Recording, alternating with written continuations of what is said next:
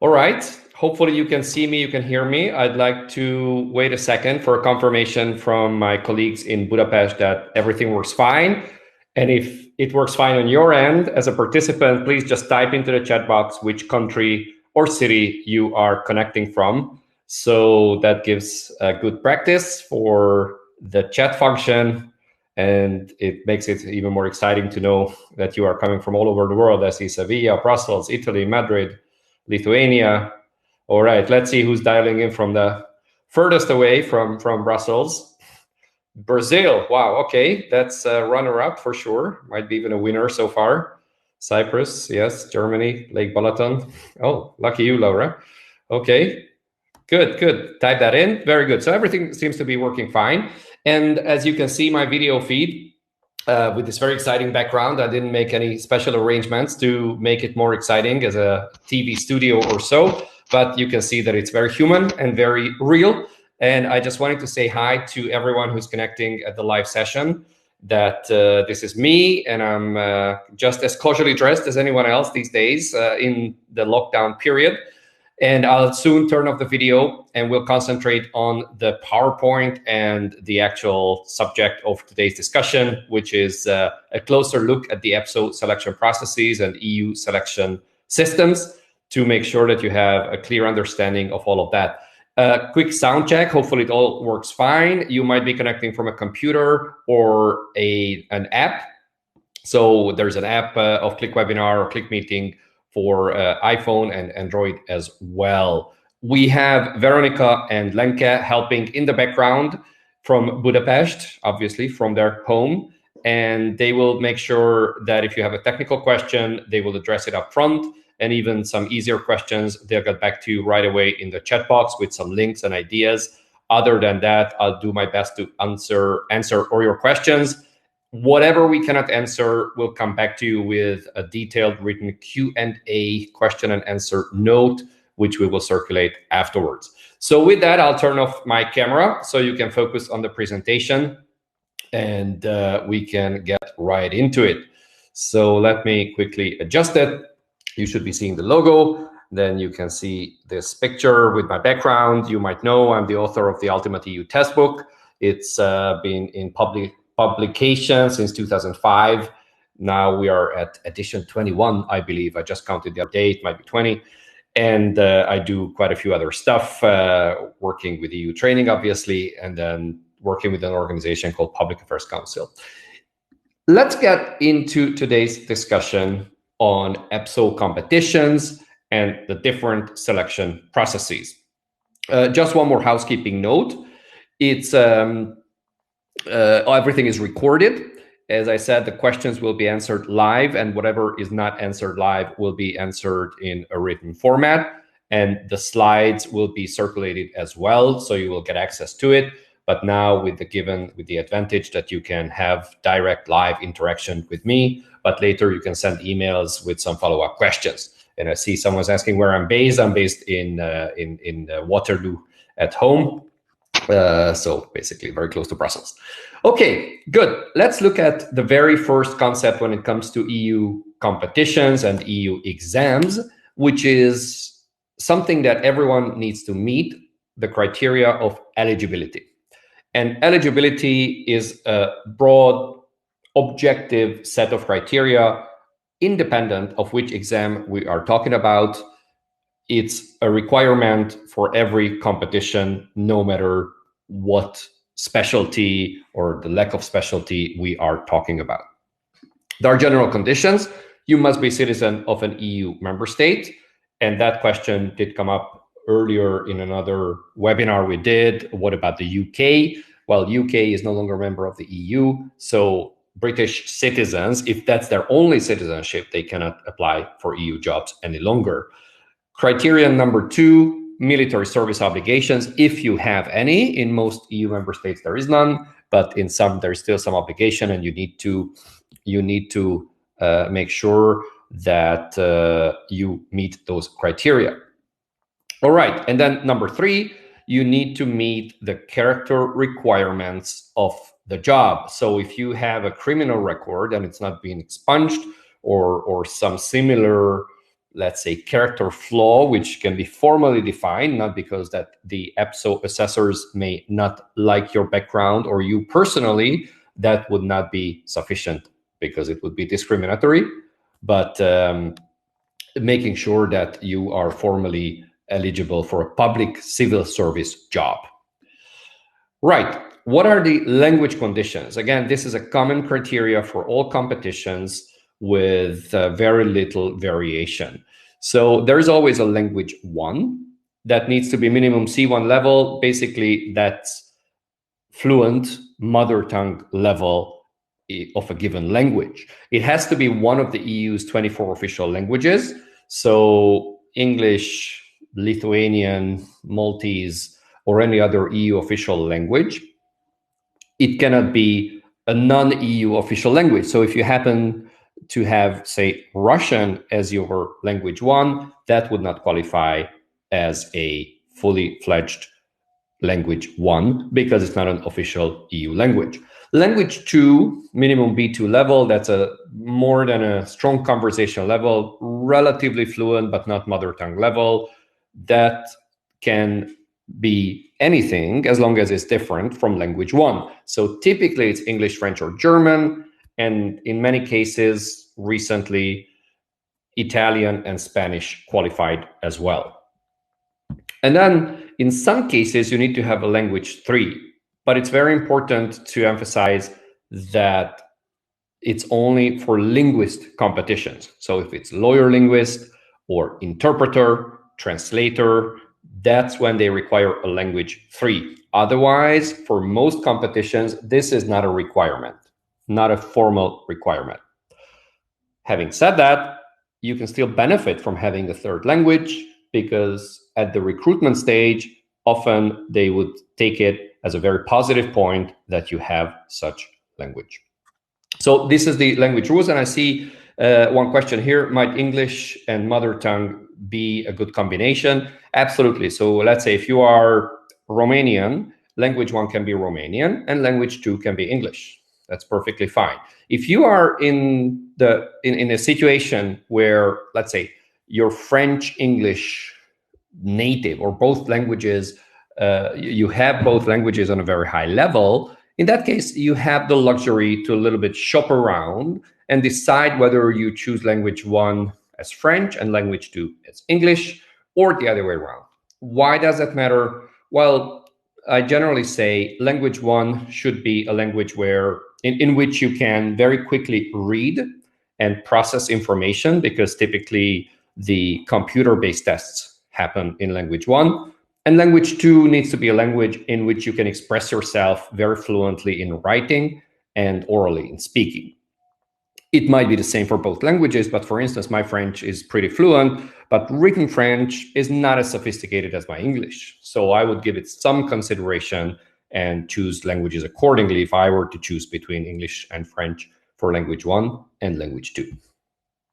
All right, let's look at the very first area, which is the CAST competitions. Now, we have a dedicated webinar on CAST competitions you might want to watch or read the transcript of, but I'd like to give you a brief overview of what this is and just give you the most important information, which often leads to a lot of confusion because this is a relatively new system. I say relatively new, it's been in place for about 2 or 3 years in its current format. There used to be CAST competitions many years ago, but this is what they changed a couple of years back into what I'm going to describe right now. All right, so CAST competitions, this cryptic abbreviation stands for Contract Agents Selection Tool, or Contract Agent for specific tasks. There is these 2 approaches. What this covers, it's an open-ended selection procedure for temporary agents, or to more specifically, contract agents. And there might be a bit of terminology confusion here. So it's contract agent, but we use the word temporary because it's for a fixed-term contract. It's for a contract usually from 6 months to 2 years, but not longer. Not to be confused with the temporary agent as an administrative category, because that tends to be longer contract, usually 3 years up to 5 years, extendable by 2 years. So we are now focusing on CAST competitions. It's a fixed term contract relatively short, 6 months to 2 years. And then what sort of profiles are out there? A lot of profiles are out there. Those you can see on the screen, from secretaries to finance to HR, law, childcare staff, translators, proofreaders. There's a whole range of profiles which tend to be available. How does the selection work? Let's look at it step by step. Most important is that you need to fill in a form, which is called an expression of interest, and that can be submitted anytime. So that can be filled in and then submitted through the application page anytime. It's an open-ended database, an open-ended system. So certainly there is registration at first, and you can apply to as many profiles or function groups as you like, provided you qualify, provided you are relevant or your background is relevant for that given profile. And submitting multiple applications, you could do that, but the relevance is the most important. So it doesn't necessarily increase your chances if you happen to be a childcare specialist and you apply for project financing. That is not going to increase your chances. But as long as your profile fits maybe one or two areas, that can slightly increase your chances, but the relevance is the number one issue. And then once you filled in all the forms and you registered and you're in the database, you are not immediately invited to a test. This is not like the classic EPSO exams that we will look at. You are not immediately invited because there's a short list of eligible candidates. So what does it mean? So candidates whose profile best matches a current job post. How does that work in practice? Let's say the Commission's DG Connect, the one responsible for networks, digital and others, they want to hire someone to deal with, say, issues related to the .eu domain name. Okay, pretty geeky stuff, but very interesting. Let's say our website, eutraining.eu, that's the .eu domain name, and there's a host of regulations and systems around it. Someone in the European Commission's DG Connect wants to hire a person to cover for a maternity leave and help with those tasks. They look into the CAST database and they do all sorts of filtering and keyword search and any other ways of finding eligible candidates. So there's a current job post, there's a specific need the specific vacancy that they want to fill, and that's when they look for eligible candidates.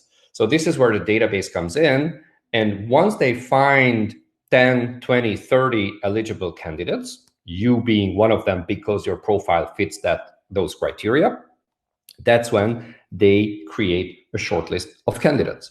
And then they invite you through EPSO to sit computer-based tests. So this is really demand-driven. Demand coming from the EU institutions and not a broad general competition like the EPSO ones, where anyone who is eligible will be invited to sit the pre-selection tests. So there are these computer-based tests on demand, and only when it's required, given that they are hiring for a specific job or jobs, because there could be multiple openings in a given institution. And then only shortlisted candidates will be invited, and the EPSO is the one that's administering the tests, or even more practically, it's usually their outsourced partner. So far, it's been Prometric. It's a company that operates test centers. So this is the one that the physical logistical side is ensured. We will see how that might change given the post-coronavirus period. We don't know whether this might move online or they keep test centers, but with precautionary measures for physical safety. We shall see. We don't know yet. But again, this is the very practical way how it's been administered so far. What sort of tests do you need to set? Pretty straightforward. The classic verbal, numerical, and abstract reasoning tests will be required. And then there are the competency-based tests, which, again, the terminology might be a little confusing. It's linked to your knowledge in the given field. So if you applied for law as a contract agent exam, then you will be required to answer test questions in that area.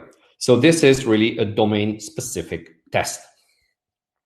Now, there are some important points to underline about the validity of the scores that you get. So let's say you were invited to sit those tests, the reasoning tests, abstract, verbal, numerical, and the competency test, which is related to the profile that you were invited for. The validity of the test. So if you are successful, you pass those tests with great marks, with all the pass marks done, you will have the results in your profile, and it's valid for 10 years. So you will not be required to sit those tests again for the reasoning ones. For the competency one, it's valid for 5 years. So that's pretty good news, because the results will be in your profile. You were successful. So even if you don't land the job in the end, those points will be in your profile. They say, okay, this person has sort of qualified for this specific area, and they will not require you to sit those tests again. You can then be invited for other jobs as well. So that's an interesting approach that they introduced some years ago. And if you fail, what happens? You cannot be invited to sit another test, computer-based test, that's the CBT, for another 6 months for the same group or a higher group.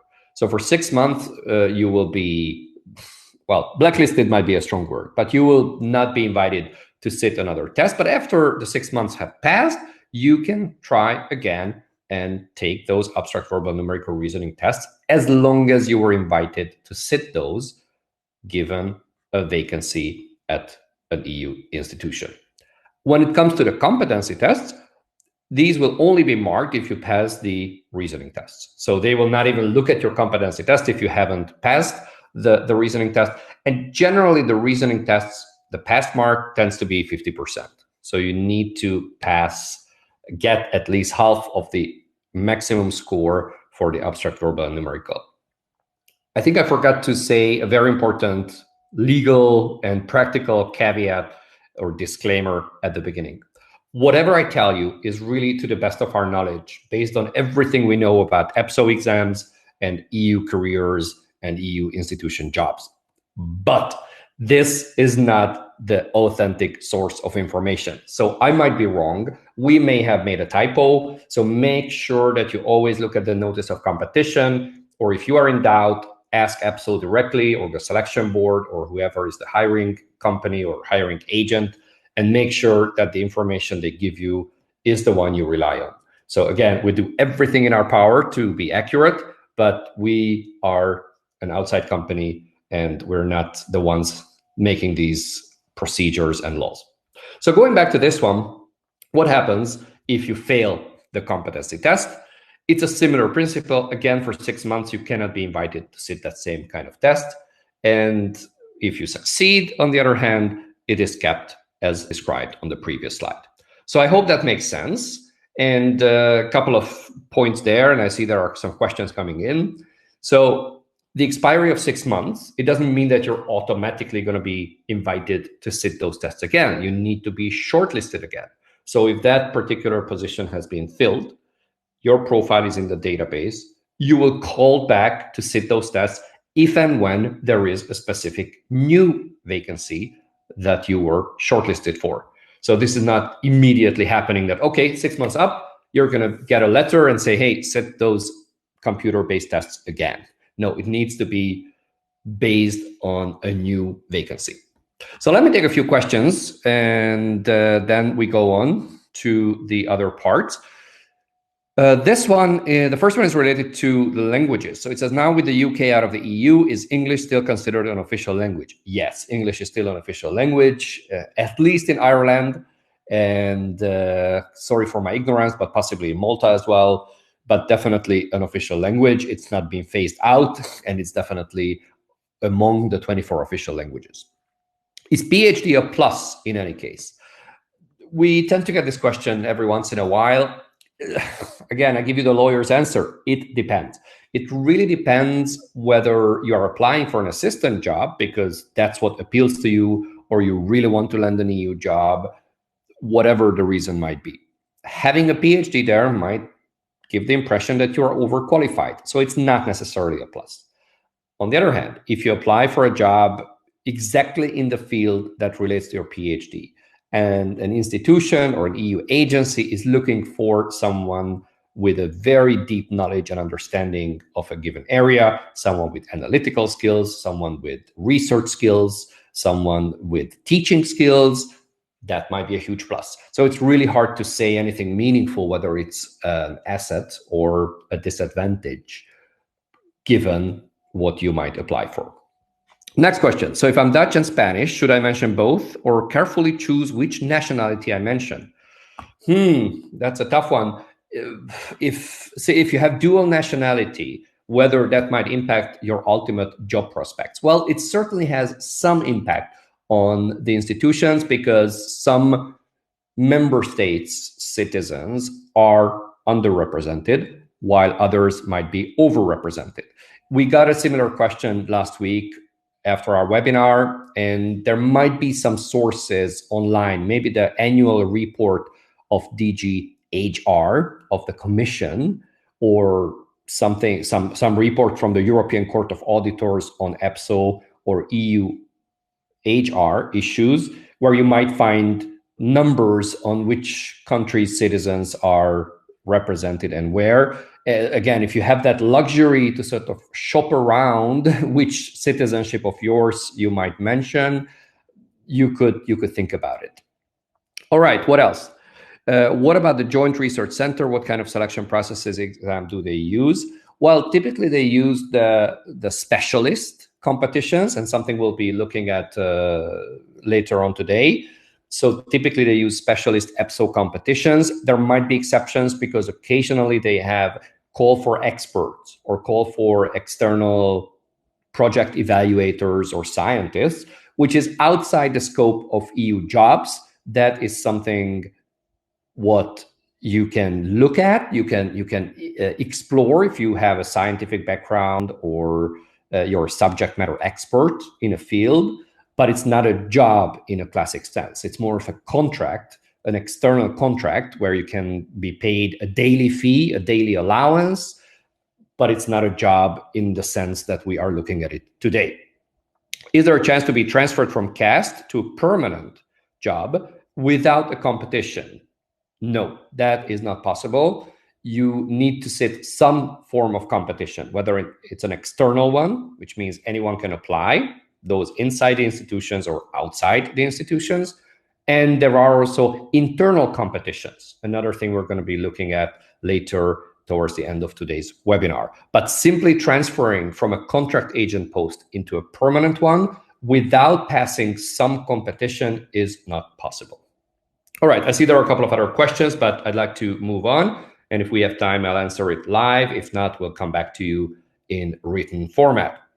So going on with the CAST process, ultimately there is a reserve list. So you've set those computer-based tests, the abstract, verbal, numerical, and the domain-specific one. You succeeded, you're placed on a reserve list. What happens then? Well, the results will remain valid for a few years. That's marked in your profile, and you will not have to sit those tests again. If there's a job opportunity in the same or lower function group, so that's linked to your profile, and then you can be invited for a job interview, a classic job interview. Of those who are on the reserve list can be invited for that job, and then ultimately recruited for a contract agent post, which typically runs from 6 months to 2 years, depending on the need. And yeah, recruitment is really the person who best matches the requirements, and it can be multiple persons if there are multiple vacancies available. So here's a quick comparison, which I think will be handy. And a big thanks to Lenka for putting this together. I think it's very, very helpful chart to see the differences between the CAST competitions and EPSO competitions. CAST competitions, as we said, you can apply anytime. There is no deadline. And for EPSO competitions, once they are announced, which tends to happen regularly, then you can count on the application. You need to register for the CAST in the database. And with EPSO, there's a deadline. You need to submit your application, until which you need to submit the application. What happens if you don't? Well, you miss the train, you miss that opportunity. You will need to wait for the next competition to be announced. So it's very strict to keep the deadline and don't leave your application to the last moment. For CAST competitions, HR invites people from the database, as mentioned earlier, while for EPSO competitions, as long as you are eligible, so you have the citizenship requirement or military service and the others, you will be invited to sit the computer-based tests. So there, everybody who meets the formal criteria will be invited to take the test. For CAST competitions, the pass mark for each test is good enough. So there's a minimum score you need to reach, which is typically 50% of the total score. And that is enough. You don't need to pass the CAST computer-based tests with a very high mark. As long as you pass the minimum, you're fine. Whereas for EPSO competitions, it's really a competition because typically you need to have one of the highest exam scores. And for CAST ones, once you pass the test, you can be invited to the job interview. Whereas for EPSO, you need to get on the reserve list. There's also an assessment center and a couple of other points there. As long as you land on the reserve list, you are eligible, but you still need to be invited to the job interviews. There needs to be a specific vacancy that comes up, and then they will pick you from that list to be interviewed. So there are slight differences, and it's important to keep these in mind, set your expectations, and it also impacts your exam preparation strategy. You don't want to prepare for a phase that might happen much later or may not happen at all, whereas you need to be fully prepared for the upcoming exam as long as you are clearly aware of what the process looks like. Good. So why don't you join the largest community on Facebook for EPSO CAST exams? And there you can exchange ideas, share information, frustration, good news, ideas with some of your peers and competitors, but it tends to be quite collegial and helpful to each other. And again, just to highlight the webinar we had done some time ago with my colleague Anna, who's our senior trainer and coach. She's really an expert on CAST. She herself used to work for one of the EU agencies. She's seen hundreds of candidates firsthand. She knows the system inside out. So you can check that webinar. And if you have specific questions, just send us an email. We're always happy to assist you, obviously at no charge. So do let us know if you are a little lost. All right, let's look at the generalist competitions. But before that, I'll take one or two questions that have been flagged for me. So here's one. It says, I've passed CBT, so computer-based test for AD. So that's the General Administrator competition. Will it be valid for the contract agent test? Unfortunately, no. These are two separate systems. These are two separate exams. Even if the content, the actual exam, is pretty much the same, the level of difficulty might be slightly different. But these are separate processes and separate databases. So you will need to resit a test, whether you did it as a CAST one, and then later you apply for a generalist, administrator, or assistant competition. You need to redo it. The good news is that once you've done it and once you've practiced, that knowledge is in you. So you can flex those muscles and make the best out of it and probably pass the computer-based test fairly easily once you've done it successfully. All right, let's look at the generalist competitions. What are those? Well, these are, as the name suggests, the most common and the most accessible competitions that EPSO announces, typically for administrators. So that's AD level. For those of you who may be less familiar with the terminology, so we have secretary, that's the SC, we have assistant, that's AST, and administrator, that's AD level. So these are the most popular ones. And in the end, you can be recruited by any EU institution, be that the Committee of the Regions, the European Court of Auditors, the European Court of Justice, European Parliament, Commission, the Council of the EU, etc. Right. How does that selection process look like? There is always a notice of competition. And as mentioned before, there is a deadline until which you need to apply.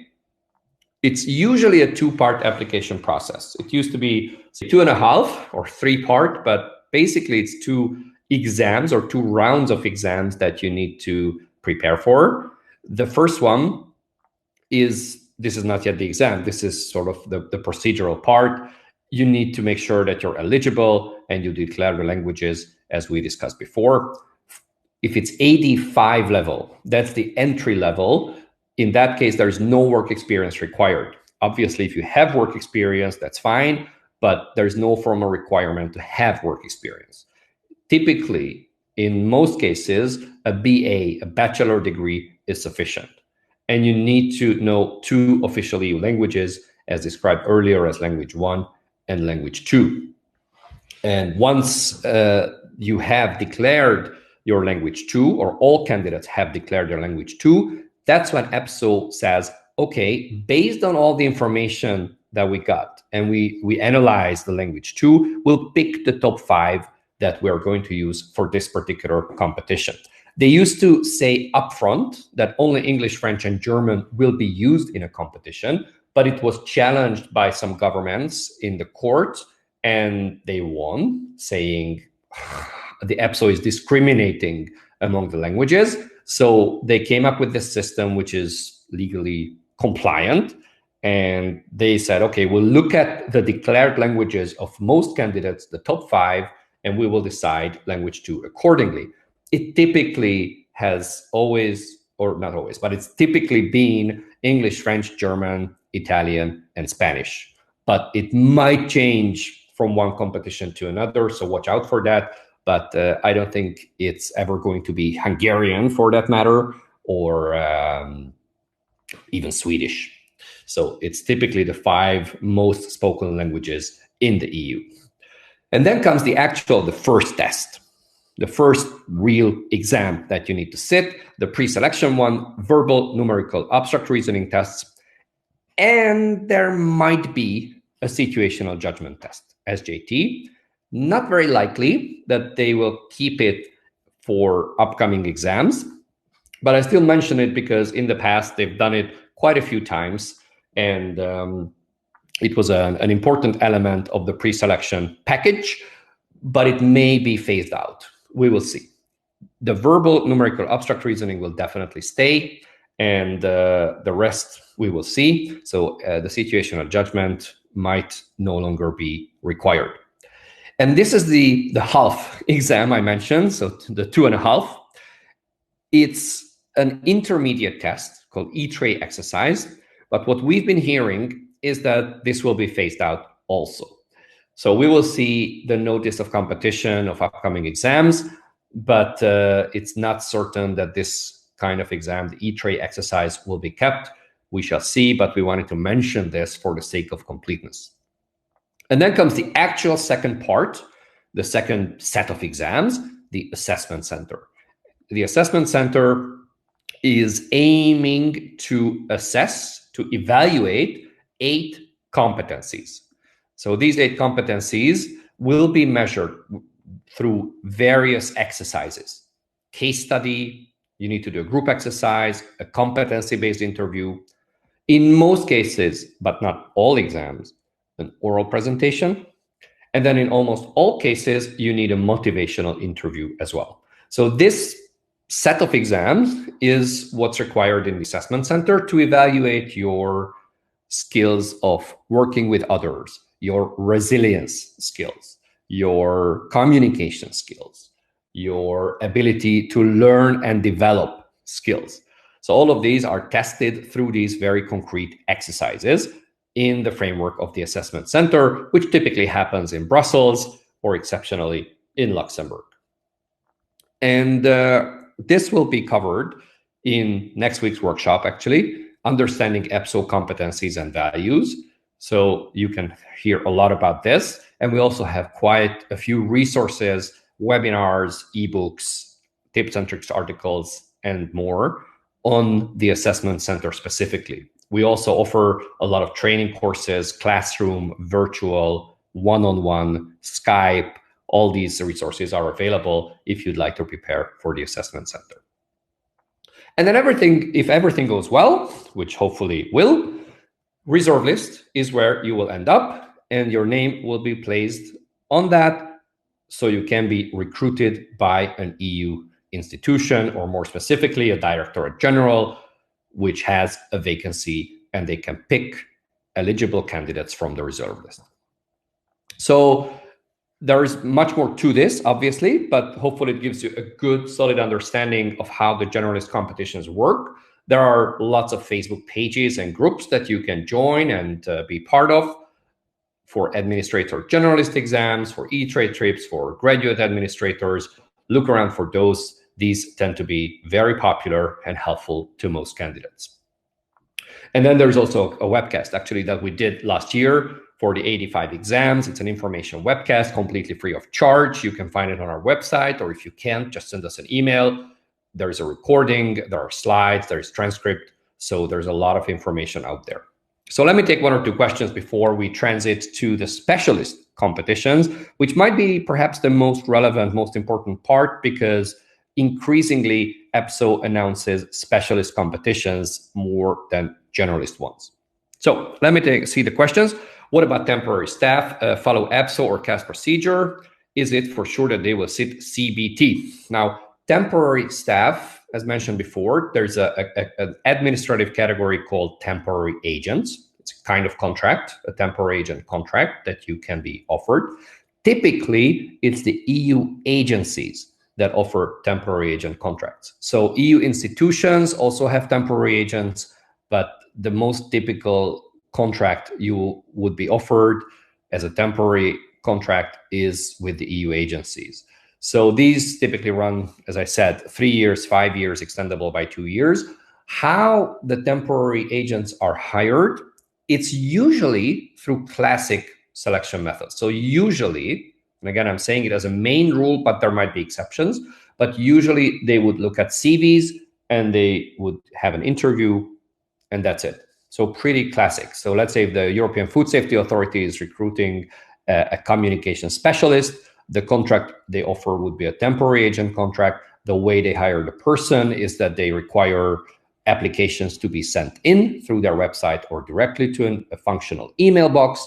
They will look through those cover letters and CVs, invite candidates for an interview, and then make their pick. Now, again, this is the typical way, but there might be tests. So there might be specific, even computer-based tests, even abstract verbal numerical reasoning tests might be required, but there's a large variation there. So one agency might do one way, another agency might do a different way. So for instance, the EU IPO, so the Intellectual Property Office in Alicante, they are announcing or just announced or just about to announce a competition, which I believe will be for temporary agents. Again, I need to double check this, but I remember seeing something along those lines, and there is a formal competition to it. Whereas another agency, which might be hiring 1 or 2 persons only, they may not do such a formal selection process as some of their peers. Okay, let's look at the specialist competitions, why they are special, and why they need to be understood in more detail, because it will benefit you and hopefully land you an EU job. So notice of competition sometimes says which institution is recruiting, but not always, or which institution has a specific need. Let's say if there's competition for auditors, they might say that it's the European Court of Auditors and the European Commission that is especially seeking to hire auditors in the end. Again, a bit of terminology. I say it in almost every webinar. So EPSO is not a recruiting agency. EPSO is a selection agency that helps select candidates to be placed on the reserve list, and only afterwards can an institution hire a person from the reserve list. That's when we talk about recruitment. But the notice of competition sometimes says which institution will ultimately be looking for those candidates that EPSO will have selected. So how does the specialist competition process look like? Well, there's a notice of competition, as always, and you see a lot of technical and legal details written there, which we often help to decode through more accessible articles on our website. So you can definitely look for those on our site if you feel completely lost when reading the notice of competition. You need to apply before the deadline, and specialist competitions always include a talent screener. Talent screener is a special kind of thing. We have a webinar on that, everything you need to know about the talent screener. It's basically a question and answer form where they put you 10, 15, 20 questions related to your professional background, and you need to answer those in sufficient detail, but not overkill your answer and provide too many details, because that will hurt the application just as much as an overly short answer would. Talent screener filling is an art in itself. So it's not just simply answering those questions, but you want to do that in the best possible way to optimize your chances. Obviously, you want to be truthful and you want to make sure that the information you put there is completely accurate, but there is a system to it and a bit of an art to it of how to fill that in, making sure that your answers will trigger or will get the evaluators or get the selection board members who are reading those answers to score or give you a high score. Usually they can give 3 points, up to 3 points to a given answer. So 0 to 3, sometimes 0 to 2, depends. So depending on how well you argued your case, let's say, do you have 5 years of research experience in marine biology, if that's the specialist competition's topic? If you don't present your credentials in the best possible way, they might read it and say, oh, I give this candidate 1 point instead of 2. And that might make or break your chances of making it to the next phase. So talent screener is a vital part of every specialist competition. And I really encourage you to look at the articles and information we published to optimize your score and make sure that you approach this with the best possible mindset. Right. What comes next? If everything goes well, you are then invited to computer-based tests, but this depends on the number of applicants. So if there are lots and lots of candidates in a given competition, they would do the computer-based test at this point. So that will be used as a selection tool. They say, oh, we have 2,000 candidates. We need to narrow it down to a couple hundred. So we're going to do a computer-based test, and that will become a true competition where you need to get the highest score, and they do a ranking. Typically, that's abstract, verbal, numerical reasoning tests, which you need to pass with a high score. On the other hand, if there are not so many candidates, the computer-based test may not happen at that stage. What happens is that they actually go immediately to phase number 4, selection based on the qualifications. So they check the talent screener, they see all the materials you've submitted, and they say, okay, we're going to invite 90% of the applicants because they are eligible. And then, yeah, this is the talent screener part. This is what I described, that how they score it and the kind of points they award you, and then that decides whether or not you make it to the next phase. And then comes the assessment center. So here's the second scenario when not a lot of candidates applied for this specialist competition, in which case the computer-based tests, so the abstract, verbal, numerical reasoning tests, will actually be part of the assessment center. So let me just repeat, it's a peculiar situation. The abstract, verbal, numerical reasoning computer-based tests are part of the assessment center if there aren't so many candidates. And in this case, all you need to do, in quotation marks or air quotes, is to pass those tests, usually with 50% score. So there's no real competition for these abstract, verbal, numerical reasoning tests. All you need to do is pass those if they are part of the assessment center. Whereas if they are, if point number 3 on the screen, that happens because there are tons of candidates, then you not only need to pass, but you need to be among the highest scoring candidates. So you see the difference. It all depends on how many candidates there are for a given exam. So here's the summary of all of that. If the abstract, verbal, or numerical, so the CBT, computer-based tests, are held as part of the assessment center, Then that's the first line. You take those tests and you need to pass, usually with a 50% pass mark. And then you do all the rest. So there's a case study, there's a group exercise, there's a competency-based interview, there's a field-related interview. If you were listening carefully, you may have noticed that the oral presentation is missing. So for specialist competitions, there's no oral presentation as a standalone exercise in the assessment center.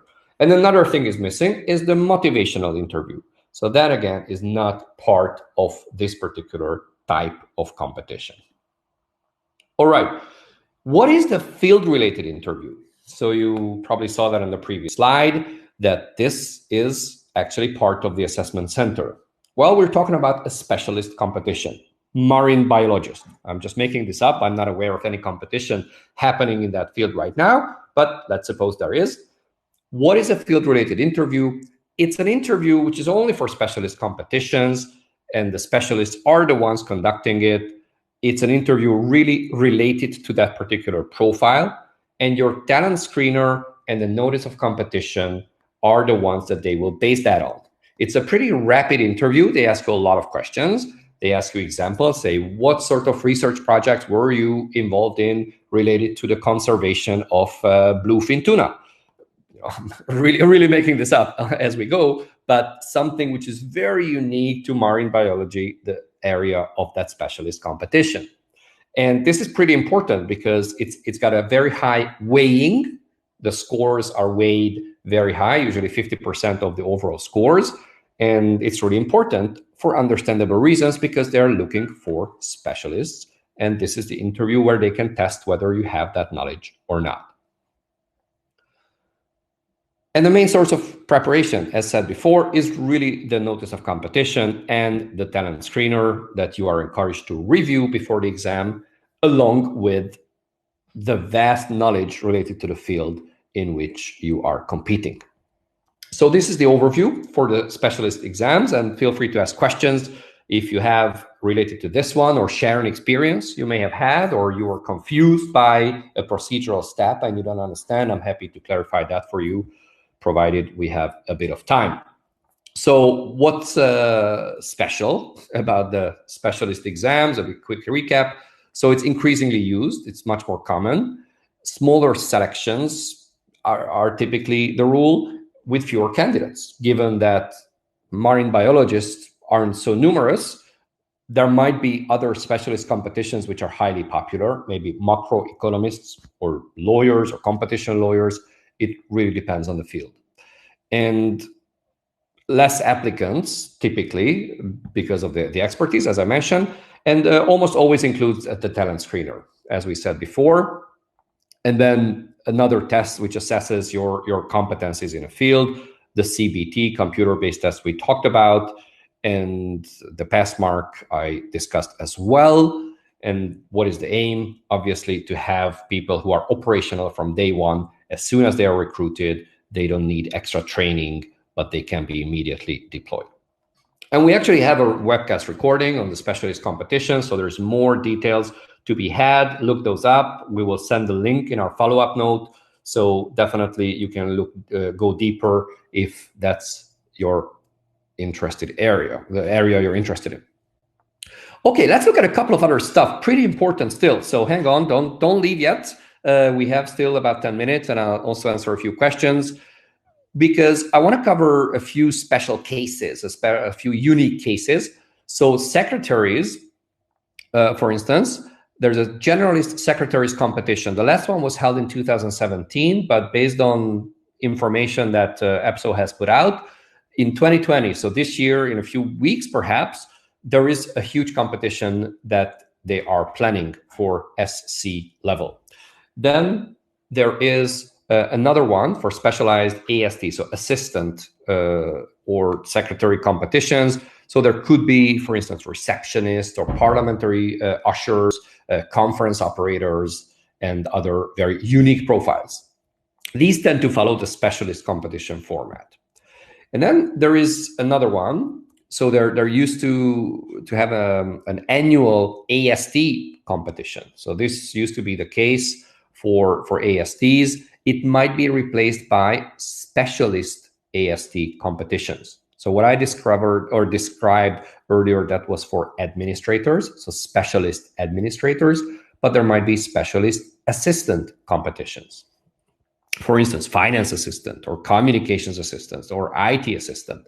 And again, the format is most often the same as for specialist competitions. Usually the computer-based tests are slightly less difficult, so it's adapted to AST level, which is slightly easier.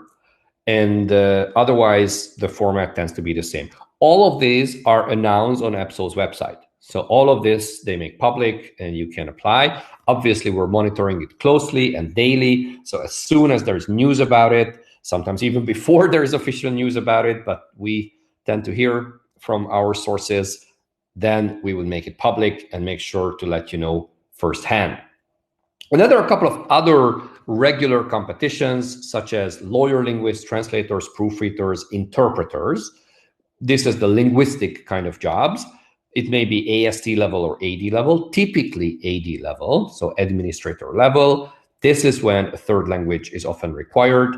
And there's also an extra test as part of the competition, interpreting or translation or written test or a proofreading test. So these, again, tend to follow the specialist competition format. There are lots of groups. There's a dedicated Facebook group for almost each of these competitions. Check those out if you're on Facebook. Be part of it, hear news and ideas. And then last but not least, internal competitions. But before that, let me take one or two questions. And then we look at this final bit, still respecting our 1 hour time frame. Can you give us a list of EU agencies? This is very easy. You can easily Google those and just list of EU agencies, and then you will see all of them listed. There are 40 plus agencies out there. We are actually monitoring every single one of them.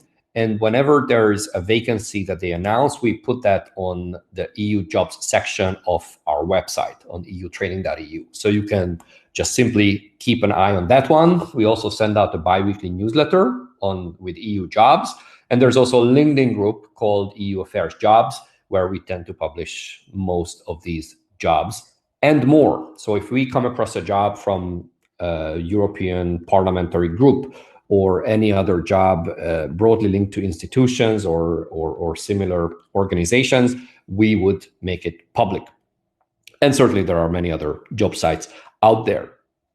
What else? Can it be detrimental if you place more than one citizenship?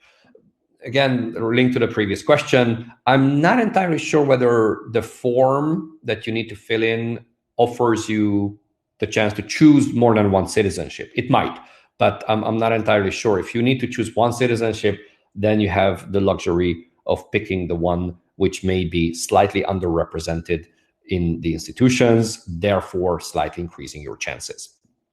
What else? Is there an added benefit in EPSO and CAS competitions if one has worked as a Blue Book trainee? Well, being a trainee helps you in the final phase when you are looking for a specific job. So once you have passed all those tests, it really doesn't help. It's not negative or positive. It's an irrelevant factor. But in the end, when you are competing against other candidates who also passed the same tests that you did, then you can have some slight advantage having worked at the institution as a trainee, but there are many other job types or traineeships that can benefit you as well. So it's not exclusively being an EU trainee that will get you further. Okay, internal competitions, what is there to know about them? Well, as the name suggests, these are competitions that EU officials can apply for. So this typically is announced every 3-4 years. The more cynical observers might say it's announced 1 year before the European Commission's mandate expires. So those in cabinets can secure jobs afterwards. But again, this is a more cynical interpretation, though not necessarily far from reality. As I said before, usually every 3 or 4 years, but sometimes more frequently. But you need to be a temporary agent working for an EU institution to be eligible, or you might be an EU official and you want to jump a few grades or go from AST to AD, and they might allow that, then you might be eligible as well. So there are certain restrictions, but you certainly need to be an EU official or an EU agent, I think that's the word, working for the institutions in some capacity. Often this is run through EPSO, and the exams are fairly similar to the open ones, just the number of candidates might be different. Right, a couple of final points before we finish off. So your chances, well, when it comes to the graduate 85 competition, your chances could be high because no work experience is required, so you can be eligible, but many others are in the same situation. So that in that case, competition tends to be rather fierce. So your chances are slightly better for specialist competitions. Again, think about your time. You can't really predict when a competition will be announced or come up, and you may have to wait quite a bit before a specialist competition is announced. So grab an opportunity when you have one, and as long as you have the formal criteria and you are eligible, do jump in and try your chances for a given competition. Qualifications, are you really qualified? Make sure that you meet all the formal requirements, because they can easily disqualify you. It's not going to have any negative repercussions, but you want to make sure that your expectations are in line with reality. Right, what else? Your career, well, succeed in a competition field which isn't what you would like, well, you can actually apply internally for different positions. So you can start somewhere, you can have the foot in the door, and then transit to another EU job, which are open, or which is open for EU officials, and it's an internal transfer while keeping your contract, meaning your salary, your work history, and transiting into a different job profile after 2 or 3 years of working. And then look for all the resources that we put out there. We have webinars, we have test simulations, coaching, training sessions, lots and lots of materials. Some are free, some are paid. We do have a lot of resources out there on our website. Our colleagues and team will be very happy to guide you which one might be most suitable for your particular profile or the competition that you are interested in. Do reach out and we'll be happy to assist. So we have a full minute for a couple of other questions. Please go ahead. And just to remind you that everything will be sent to you as a recording, the slides, my presentation, and the Q&A memo as well. So let's see what we have there. Is it a disadvantage to have experience when applying for a Generalist 85? It's not a disadvantage. It's the minimum criteria is no work experience and a bachelor's degree, but having work experience is fine, and it might even help you at the recruitment phase. And then what else I have not answered yet? Citizenship. We looked at work experience, looked at temporary, we looked at okay, pretty much it. Whatever I didn't cover, as I said, we'll follow up. And thank you so much for being here from all over Europe and beyond. I think our Brazilian participant wins the one dialing in from the furthest away. Do look for upcoming webinars as well. We have another one next week. And share the news, tell your network, tell others to join. They are more than welcome. And once we send out the recording, feel free to share it and spread it, whoever from your network might be interested in. So a big thanks to everyone for your attention. Big thanks to Lenka and Veronica for making this happen. And to be continued in 1 week with another episode of the EPSO and EU Career Series. So thanks, stay safe, and hopefully the lockdown will be easing soon in most parts. And spring is here, so all good things coming up. Thanks, stay safe, see you next week.